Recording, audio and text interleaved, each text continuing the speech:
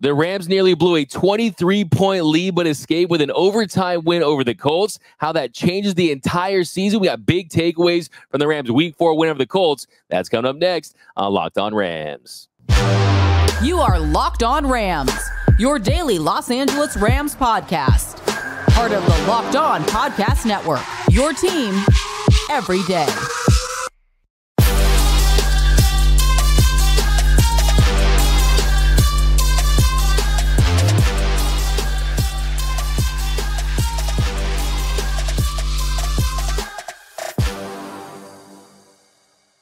What is up, Ramley, and welcome to another episode of Locked On Rams, your daily podcast covering your 2-2 Los Angeles Rams, part of Locked On Podcast Network, your team every day. We're also available over on YouTube, so if you haven't yet, be sure to subscribe to the Locked On Rams YouTube channel. Just past 9K subs, so be sure to hit that subscribe button, hit that notification bell, hit that like button. Let us know what is your reaction to the Rams win in overtime against the Colts. My name is Doug McCain. My friends call me D-Mac. You can follow me on X and Instagram at DMac_LA. I'm covering LA sports for over a decade. The Lakers for SI, the Dodgers for Dodgers Nation, now the Rams for Locked On. And as always, I'm joined by the Rams pre-half and post-game show host for the Rams flagship radio station, ESPN 710 LA. He's in his 8th season covering the team. He's known as the People's Champ. You can follow him on X at Travis Rogers. Today's episode of Locked On Rams is brought to you by LinkedIn Jobs. LinkedIn Jobs helps you find the qualified candidates you want to talk to faster. Post your jobs for free at linkedin.com/LockedOnNFL. That's LinkedIn.com/LockedOnNFL to post your job for free. Terms and conditions apply. On today's episode, we've got winners and losers. We got what we did not like about the Rams win in overtime. But first, just the reaction, because the Rams did not blow that lead. Travis, I was on the brink of flipping my house upside down because they nearly blew a 23-0 lead. Colts come back in the fourth quarter to force overtime, but all is well. Survive and advance. The Rams get the dub. Puka Nacua, Matthew Stafford. We're going to talk about the offensive line, the defense, but yeah, what a game. They saved their season. Simply put, they saved their season. If they lose that game yesterday, that is not only their third loss in a row, and not only puts them in a really difficult spot going into Philadelphia, but it's such a devastating tank job. Like you mentioned, D-Mac, the 23-point lead that you let slip through your fingers. They saved their season, because as exciting as it was, as much fun as it was to see Puka get in at the end, it would have been that much on the other side, on the bad side, had that thing slipped through their fingers. It was a unbelievable turn of events, that it started the way that it did, that it nearly ended the way that it did, and that the Rams are coming home 2-2. It is a huge, huge weekend. They saved their season with that win in Indy. Yeah, absolutely. I think we could be having a conversation right now about the direction of this team. I mean, we'd be talking about draft picks and who they could be after and what their record could be. All that is not on the table now, because you're looking at your 2-2 with Cooper Kupp coming back. Okay. Yep. I think anyone before the season started, so many people out there thought they were going to go 0-4, right? They go 2-2, you beat the Colts, you win 2 road games. I think I really want to start with Matthew Stafford. I think what we learned yesterday is that Matthew Stafford still is the ultimate competitor. He's clutch. This is someone who was out there hobbling with a hip injury. He still stayed on the field. We saw Brett Rippon warming up on the sideline. And for me, it was the guts. It was the hearts that he showed during that drive, the 22-yard touchdown pass to Puka Nacua. Finished 27 for 40 with 319 yards, a TD, and a pick. Did have that bad interception there in the third quarter that really sparked the comeback for the Colts. But what else can you say about Matthew Stafford? This is someone who's got that clutch gene. He knows how to come back in games. He did it once again. It was his 5th game-winning drive as a member of the Rams. It was his 42nd game-winning drive as an NFL quarterback. And this is why the ideas of trading him away were so far-fetched, because there are only so many guys that can do what he did yesterday. There are only so many guys that can stop the bleeding of giving away a 23-point lead and then go into overtime and make some of the throws that he did. He did have a bad interception yesterday, but he also had a handful of just unbelievable dimes that there aren't 6-7 guys in the whole league that would try, much less be able to pull off what he did. And then you put on top of it what you were just talking about, his toughness. his willingness to play hurt, his willingness to go out there and do whatever it takes to win a game. And if you don't think that that trickles down to the rest of his teammates, in particular the younger players that we were hearing about that he was having trouble connecting, well, the quickest way to connect with your teammates is to go out there and ball, is to go out there and be the toughest you-know-what on the field, go out there and show guys how to win games in a league where it's very easy to lose and very hard to win. And he went out there and he connected with everybody. It was a huge performance for him, a huge performance for Puka Nacua. And just as stupid as it sounds, D-Mac, to be saying this in week 4, I really do think it was the difference between them staying in the playoff hunt for at least another month or so, maybe even getting into the playoffs, and that entire thing coming unraveled yesterday afternoon, because I think if they lost that game, it would have. Absolutely, 100%. I think it cannot be overemphasized enough. This could have gone down as one of the worst weeks ever for Rams football when you consider Monday night they lose a winnable game, and then on Sunday they almost choked away a 23-0 lead. I love that you brought up the comebacks for Matthew Stafford. His 43rd comeback win, tying Brett Favre for 7th of all time. I think that really it sends a message out there. He deserves to be in the conversation for these iconic quarterbacks for the history of the NFL. For some reason, it doesn't feel like he's in that class as far as being considered among those iconic names, but hey, the proof is in the pudding. This is someone who, if you're trailing in a game, you know he's going to give you a chance, and that's because of his pure arm talent. I thought you had some drops to Atwell and Higbee there on the one that he almost caught there towards the end, but still, he ends up making plays, and it's all thanks to Puka Nacua, because we got to talk about Puka Nacua next. And this is someone who just absolutely has been the diamond in the rough pick. He's someone they absolutely struck gold on. To me, I don't think it's a question of,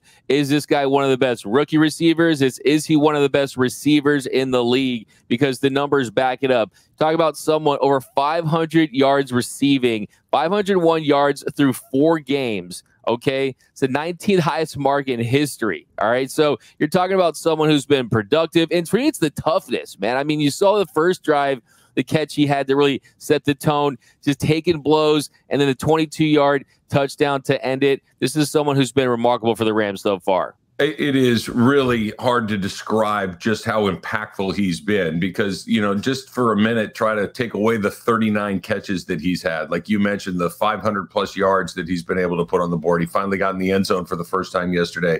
This is the best offensive player on this team, not named Matthew Stafford, through the first 4 weeks of the season. He's been the most consistent performer. Imagine if he were just your typical 5th-round pick. Imagine if he were just a guy that was trying to find his way in the NFL at this point. Without Cooper Kupp, the Rams are 0-4. With no Cooper Kupp and Puka Nacua playing at the normal level you would expect of a 5th-round pick, the Rams are 0-4. He has been a huge part of why they won the 2 games that they have. I can't wait to see what it looks like when Kupp comes back and the 2 of them are out there together, because they both do so many different things. They are both so incredibly versatile. I'm incredibly bullish on him. He seems to love playing football. He's tough, like you mentioned. He took one shot that got flagged for unnecessary roughness penalty. There was another one that I thought that could have gotten thrown as well. He is doing everything that's asked of him. He's doing it with enthusiasm. And like we were talking about with Matthew Stafford, that stuff's infectious. When you have guys that are playing at that level, when you have guys that are playing that hard and with that much joy, it permeates the entire football team. And without that guy, without number 17 through the first 4 weeks, I don't even want to know what this might look like. Yeah, and I love you bring that up. When he delivered the blow, he got hit, his helmet basically started to pop off there, and he's someone who, look, he's just big, he's just tough, he's physical, and just you look at the production and the consistencies too. I mean, he caught 9 of 10 targets going his way for 163 yards. He gets in the end zone for the first time this year. Biggest Rams touchdown of the year, is no question about that. But what he's doing is absolutely insane. You're talking about someone who's on pace for over 2,100 receiving yards and 165 plus receptions. You're talking about someone who's the 7th player in history to have at least 39 catches through this team's first 4 games of the season. Also, he's someone 5th round, not even their first pick in the 5th round. They're second, their 3rd, their 4th pick in the 5th round. I mean, this year's making $811,245, and that's a lot of chunk of change for real human beings. But for receivers, there's over 100 receivers making more than him. And see, it's really the steal of the draft. And look, I'm not going to sit here to gloat or say that on May 1st that I said he was going to be one of the steals of the draft. I'm not going to be that guy. No one likes that I like the told you so guy, but I still was not expecting anything like this. I'm surprised you didn't show up with the puka shells around your neck today. You've been saying it since training camp. I thought for sure that they were going to be broken out after he got his first touchdown. No, he has been so good. Look, Matthew Stafford has been part of the two greatest receiving seasons in history. Calvin Johnson, the all-time leader in single season. Number 2, Cooper Kupp. He was there for both of those. Right now, and I get it, it's 4 weeks, and I'm not calling my shot, but right now, you look at Puka Nacua, he's on pace to beat both of those guys. And I think as good as Puka has been, Matthew Stafford has put himself in a position, or I should say Matthew Stafford has been in a position to be with all three of those guys. That's not a coincidence. He's that good of a quarterback. You keep him healthy. You keep him upright. The offensive line I thought was a lot better. I know we'll talk about that coming up in a little bit. But it was a weird game for the Rams because that felt like a runaway, and then it felt like a disaster, and then it was just complete jubilation when they found a way to win it in overtime. Absolutely. The Puka shells are coming. I will say Puka Nacua, he's a shoo-in right now to win the Offensive Rookie of the Year. He's probably going to make a Pro Bowl, all-pro team. It's just unbelievable the production they've got from this rookie receiver out of BYU. But coming up in our next segment, we're going to talk about how the Rams lost this lead, what we did not like, and more from the Rams' overtime thrilling win against the Colts. That's coming up next on Locked On Rams. All right. These days, every new potential hire can feel like a high-stakes wager for your small business. You want to be 100% certain that you have access to the best qualified candidates available. That's why you have to check out LinkedIn Jobs. LinkedIn Jobs helps find the right people for your team faster and for free. Here's what you do. You add your job and the purple hashtag hiring frame to your LinkedIn profile to spread the word that you're hiring. And then simple tools like screening questions make it easy to focus on the candidates with just the right skills and experience so you can quickly prioritize who you'd like to interview and hire. Think about the times you've brought in exactly the right person and how quickly and seamlessly they integrate into your team and your business takes that next step forward. Think about the time you didn't get that done, right? That's why small businesses rate LinkedIn Jobs #1 in delivering quality hires versus the leading competitors. LinkedIn Jobs helps you find the qualified candidates you want to talk to and find them faster. Post your job for free at linkedin.com/LockedOnNFL. That's linkedin.com/LockedOnNFL to post your job for free. Terms and conditions apply. And we're off and running here on Locked On Rams. Thank you for making Locked On Rams your first listen every single weekday, free and available wherever you get your podcast. Locked On Rams, part of Locked On Podcast Network, your team every day. We want to send a shout out to our everyday listeners too. We appreciate you guys watching us every day, listening to us every day. And you can be an everyday listener too. Membership is 100% free, and you won't miss a thing about your Los Angeles Rams. Now, Travis, here in our second segment, we're going to continue with these takeaways. And the next one I want to get into is the running game. I was really impressed with Kyren Williams. I think one of my big takeaways is Kyren Williams, he might not be a superstar, he might not be a Pro Bowler, but he is a true RB1 in this league. Yeah, and he's got a nose for the end zone, which I think is incredibly important. We saw him get a couple of more touchdowns yesterday, and it was a point where he had 5 touchdowns. Cam Akers had the other one. Tutu Atwell had one. We saw Puka get on the board there a little bit later on as well, but he's been incredibly important to what they've done. And like you mentioned, D-Mac, yesterday we got to see what happens when Sean McVay, the offensive line, and Kyren Williams are all committed to the running game. He had a 100-yard day. He had multiple carries. He was a guy that even when it wasn't ripping off 5, 10, 12 yards a carry was a threat, was somebody that you had to deal with. And my favorite part about Kyren Williams, puts his face in there. It's one cut and let's go. There's not a lot of lateral stuff in there. He's not trying to make guys miss in the backfield. He's not trying to run around the corner when it's not there. He has one cut. He's patient and he goes. And I think in the NFL, that's what you're looking for. Somebody that makes a decision, goes for it, willing to pick up those tough yards. He was. Give the offensive line a lot of credit. We saw Joe Nopum out of left tackle. We saw Kevin Dotson come in at right guard. They did a very good job for him up front. And when the Rams are a balanced team, we've talked about it before, when they have a run-pass team that's not just throwing it 50, 60 times a game, they're tough, and Kyren Williams is a big part of that. 100%. I think for me, Kyle Williams just continues to grow. He looks like he knows he's that guy. I mean, 25 carries, 130 yards, 2 TDs, his first 100-yard game. Like you said, he has a nose for the end zone. Chris Carter, all he did was catch touchdowns. Kyle Williams, all he does is rush for touchdowns, right? I mean, this is someone towards the goal line you can really trust. I also think, too, Travis, want to go back a little bit to Monday night. And like I said, I'm not a big moral victories guy, but I think I'm a little bit of a moral loss guy, okay? Because I think that was a real come-to-Jesus moment for Sean McVay and this offense. I don't know if Mike LaFleur said, yo, I'm calling this game or what it was, but you saw how well they did in the first half, getting that lead, but also establishing the run, sticking to the run, and also going to Ronnie Rivers. I think that was a massive development in this one because the last 2 games without Cam Akers, he got 95% of the run plays, and then he got 100% of the run plays. In this one, Ronnie Rivers, 9 carries for 47 yards. I thought he did a nice job, like you said, with Kyren Williams, just kind of going through those tackles, finding a nice little burst, getting some gainers, and I was impressed with his performance. And the offensive line, too, another big takeaway, Travis, is that with all the shuffling and all the concern about this offensive line, I thought for the most part, they look really good out there. I thought Joe Noteboom, he was solid at left tackle. I thought Kevin Dotson was a force at right guard, and I really had no complaints about this O-line in this one.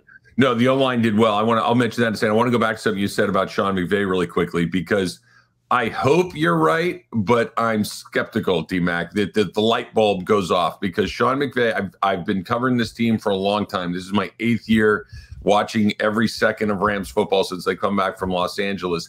And Sean McVay is a terrific coach. He's one of the best coaches in the NFL. But his predisposition, his default setting, his factory issued instructions are throw the ball, throw the ball, throw the ball. And occasionally he will go back to what he needs to do and running it. And we saw it yesterday. But then it seems like it's inevitable that, fast forward to next week, 2 weeks, 5 weeks from now, it's why aren't we running the ball? Let's see how committed they are to it. It certainly paid huge dividends against the Colts, but I'm pleased with what I saw. I just hope that it continues. As far as the offensive line goes, I think that one of the very, very few bright spots that we got out of last season is that you got to see a whole bunch of offensive linemen play in a whole bunch of different places and develop some depth. And now you do have a little bit of depth along that offensive line. You got Joe Noteboom that was at least good enough for a week to slide out to left tackle. That A.J. Jackson hopefully is back next week. He was found money last year. Tremaine Ankrum didn't go in at right guard, but he can go in at right guard. You picked up Kevin Dotson from the Steelers. That they realized the value of having depth with those 5 guys up front, and it paid off big time yesterday. It did. And Stafford, of course, he got sacked a few times, got hit some other times as well. But I think the production, the running game, I really like. By the way, I want to get a little super cut of Steve Avila's when he gets pumped after every great running play. Yeah. You see him just like jumping in the air, doing that thing. So I thought that was really cool. Now, also want to talk about Sean McVay and the play calling, especially late in that first half and in the second half, because you heard people just pounding their fists, screaming that Sean McVay was too conservative. Now, before the half, ran 3 straight times. He's not being aggressive. It was at 1:45 left in the clock. Started the drive from his own 37, and then Brett Maher, he missed a 46-yard field goal. By the way, Brett Maher, he owes Puka Nacua a steak dinner. I'm just going to throw that out there. He called a run on 3rd and 4 from the Colts 34-yard line, which gained just 2 yards, and I'm setting for another field goal, and Brett Maher missed. So the drive came up empty. Couple thoughts on that are that, one, if Brett Maher just makes one of those, they're probably still going to be cruising to a victory, and it's on the road. It's the NFL. You kind of got a banged-up Stafford. It's pretty understandable. But look, like you mentioned earlier in the show, in the NFL, easy to lose, hard to win. So it's tough to knock the play calling when you still won a road game despite a banged-up Stafford and a young Rams team. Yeah, look, I think that there's this perception of Sean McVay because his teams score a lot of points, or at least they have in his tenure as the coach of the Rams, that he's this incredibly aggressive, go for it, let's just see what happens kind of guy. He's not. He's actually a pretty conservative coach when it comes to the decision to push or not push, the decision to go or not go, the decision to work clock at the end of quarters and at halves. He's a pretty conservative guy. He said it after the game last night that they were being conservative at the end there because they wanted to make sure that they didn't leave the Colts a situation where they could get a short field trying to tack on that last field goal. I think if Brett Maher makes that field goal, we're having a very different conversation. We're not talking about the conservative nature of Sean McVay in those situations. I don't know who else is available on the market to go kick, but I would imagine that they're not going to show Maher the door today or this week. But I would imagine somewhere that Les Snead, Kevin Demoff, Sean McVay are probably looking and saying, hey, look, if we need to make a change, where's our next move? Because this is the NFL. You can't miss field goals under 50 yards. And you sure as you know what, can't miss 2 of them in a game that had one of them gone through, you win despite a bad second half. And like you said, Puka and Matt Stafford bailed him out. 2 missed less than 50-yard field goals. That's not good for your future in this league.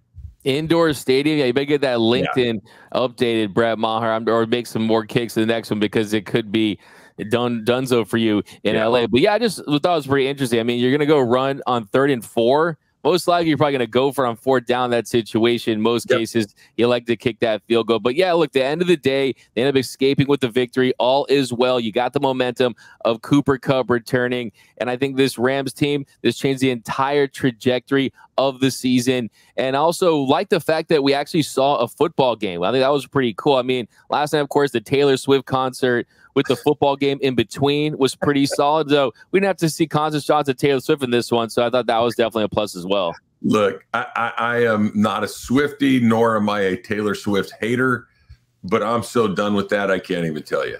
I am just so over. Okay, I get it. She's very famous. She's very popular. Okay, let's move on. In my most inside of every cell inside of my body, I don't care. Hey, how about this, Travis? You know what I want back, Travis? I want my Andy Reid shots in between plays. Where's my Andy Reid shots? That's what I look forward to when I'm watching Chiefs games. So yeah, hey, look, and I say we get an album out. I mean, I can't the album Helmets and Heartbreaks, Red Zone Regret, tight end of the line, whatever, but still, I'm over it as well. Can we please watch some football in the NFL? But we got some more takeaways, winners and losers coming up next here on Locked On Rams.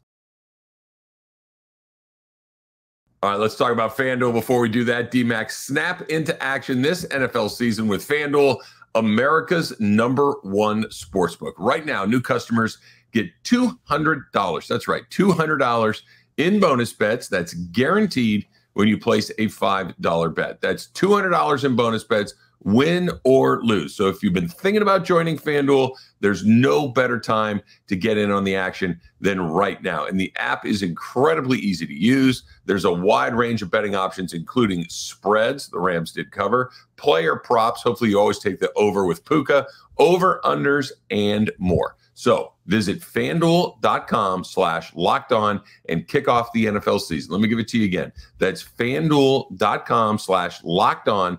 FanDuel, an official partner of the NFL. Visit FanDuel.com and make sure that you get going today. Don't forget that promo code LOCKEDON. And welcome back to Locked On Rams. Thank you for making Locked On Rams your first listen every single weekday, free and available wherever you get your podcast. Locked On Rams, part of Locked On Podcast Network, your team every day. And also, one more reminder, if you haven't yet, be sure to subscribe to Locked On Rams YouTube channel. Hit that subscribe button, hit that notification bell, hit that like button, and let us know down below what is your reaction to the Rams' overtime win over the Colts. But here, Travis, here in our final segment, we're going to continue to unpack this one, because I think kind of just going back to the top of the show, how this changed the entire trajectory of the season. I don't think you can really make that clear enough. What was at stake in this one? The Rams were staring 1-3 down the barrel with the Philadelphia Eagles coming to town. It could have gotten ugly really fast. Instead, they escaped with a win. You have some momentum. You have Cooper Kupp coming back, and I think this season has new life. It does. I mean, like we talked about right off the top, Doug Mack, if they lose that game, you're 1-3 with the Eagles coming to town, and who knows what happens there. And 1-4 is a real possibility, and you don't come out of a 1-4 hole in the NFL very often. I think it was the best possible result considering what had happened. This is, other than Matthew Stafford, Aaron Donald, and maybe one or two other guys, This is a very young team. There are not a lot of guys from that Super Bowl group from a year ago. They still need to learn how to win. Like we've said a couple of times on the show today, closing out games in the NFL is very, very difficult. They couldn't do it yesterday. It basically took Matthew Stafford as the guy to come in and say, all right, well, I'll take care of this and make sure that I put us in a position to win the game. They didn't. They learned a hard lesson blowing a big lead without actually having to lose the game. I think that's very important. I think this is one of those classic teaching moments where you can point out all of the things that went wrong without having to pay the price of putting a tally in the loss column. At the end of the day, you either win or lose, and they won. But there was a lot of things in there that give you a little bit of unease heading into the second part of the season.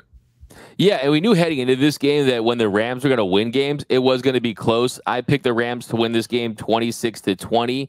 They ended up winning by 6 points, but they ended up getting that touchdown late. So I don't think there's anyone that's going to throw out Rams score predictions and say, okay, here comes a double-digit win or anything like that. So, yeah, get ready, okay? You're going to have 3 heart attacks every single Rams win or loss, really, for the rest of the season just because of the way this team's built. But I do think that what we learned from this team this week is they're a resilient bunch. They're a team that is competitive until the final whistle. I mean, give the defense credit there on the Monday Night Football loss. The Bengals, give the defense credit here for the most part. The offense coming back. I think I want to point out some things I did not like from this win, which there were more to really point out, but since it's a victory Monday, we won't go too deep into it. But I will say, first one is, Travis, too many big plays allowed by that defense. You had 4 different Colts players that had receptions of at least 22 yards, 3 of those for passes over 30-plus yards of the 35-yarder to Mo Alley Cox. So Michael Hoyt in coverage against the tight end. I mean, I can't say that enough, man. At 310 interior lineman that's defending tight ends just does not make sense to me. You have the 20-yard run, a 20-yard and a 23-yard runs from Zach Moss and Anthony Richardson. So that's a trend I want to see reverse, is starting to limit these big plays, especially when you have a lead, when you're trying to keep the defense off the field. These big plays, these big gasher plays are starting to rear their ugly heads against this Rams defense. They are, but I think, D-Mac, if we're looking at it in a little bit more of a positive light, this is what's going to happen when you have a young defense, and the Rams do, right? You're going to give up some big plays. And again, the NFL, the other guys get paid too. They're going to be able to put together some things. I think you mentioned something that's pretty important.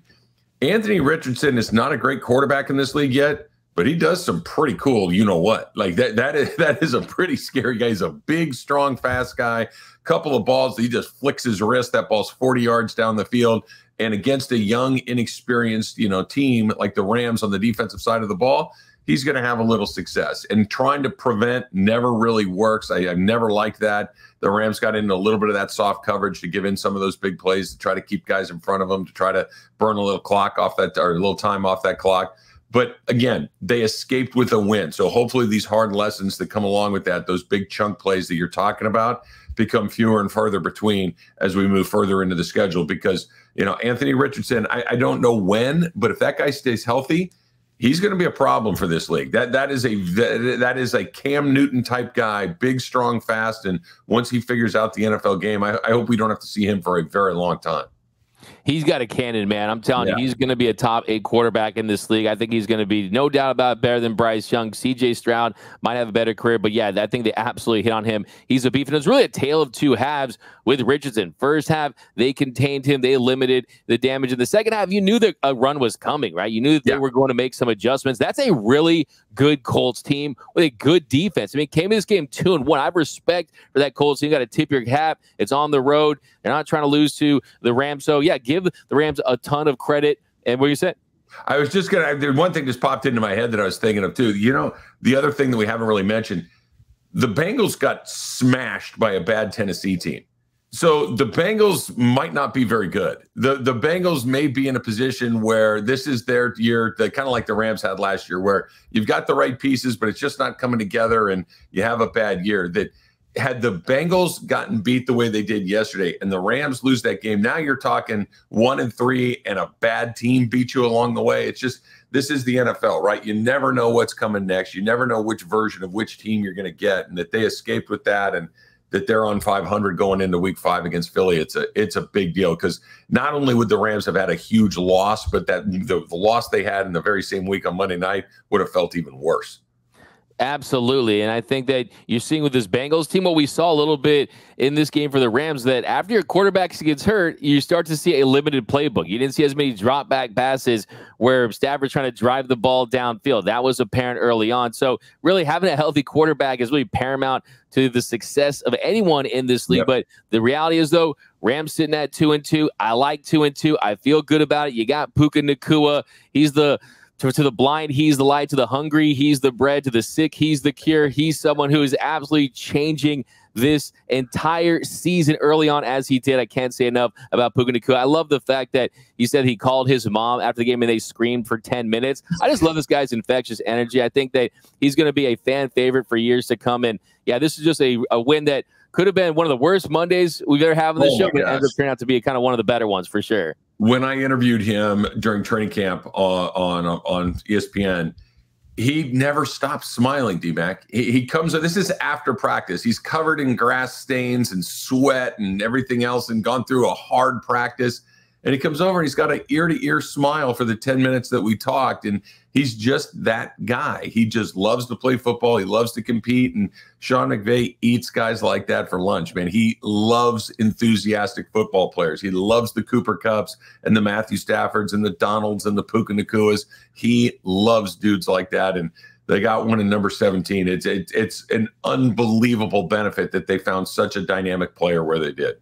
Yeah, I love when he was running off the field. He's like, shout out to number 9, the GOAT. Shout out to number 99, the other freaking GOAT. Yeah, his energy just off the charts. Almost like he doesn't realize just how good he is. Doesn't realize that his 501 yards through 4 games is setting a record for all receivers passing and Quan Bolden. Also want to point out that with Puka Nacua, we had Fernando Mania. This is Puka Mania. I don't know if it's Puka Pandemonium. I got to find a name for it, but this is Puka Mania. I mean, we're talking about a rookie that's never done this. More receiving yards for any rookie in the history of the NFL through 4 games. Puka Mania is here, but we're going to do more winners and losers, more big takeaways in tomorrow's show, but that's going to do it here on Locked On Rams. My name is Doug McCain. You can follow me on Twitter and Instagram at DMAC_LA. As always, you can follow the People's Champ, Mr. Travis Rogers, on X at Travis Rogers. And until next time, whose house is Locked On Rams house?